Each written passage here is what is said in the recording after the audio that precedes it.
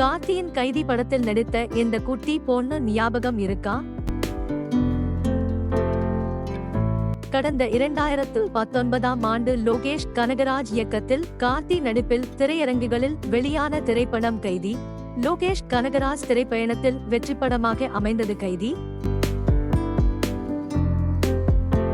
இதில் நடிகர் கார்த்தியின் மகன் கதாபாத்திரத்தில் நடித்து மக்களின் கவனத்தை பெற்றவர் சிறுமி பேபி மோனிகா சிவா.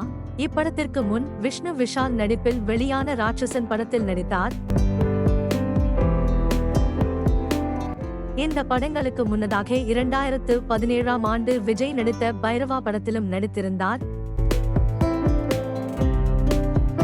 ஆண் தேவதை, சங்கு சக்கரம், பெட்ரோமாக்ஸ் உள்ளிட்ட படங்களில் நடித்தவர். எறும்பு என்ற படத்திலும் சிறப்பான நடிப்பை வெளிப்படுத்தி பாராட்டுக்களை பெற்றார். தமிழ் மட்டுமல்லாமல் மலையாளத்தில் மம்மூட்டியுடன் தி பிரிஸ்ட் படத்திலும் நடித்து கலக்கியிருப்பார் மோனிகா. படங்களுக்கு குழந்தை நட்சத்திரமாக நாம் பார்த்து பழக இப்போது அவர் நன்றாக வளர்ந்து ஆளே அடையாளம் தெரியாத அளவிற்கு மாறிவிட்டார்.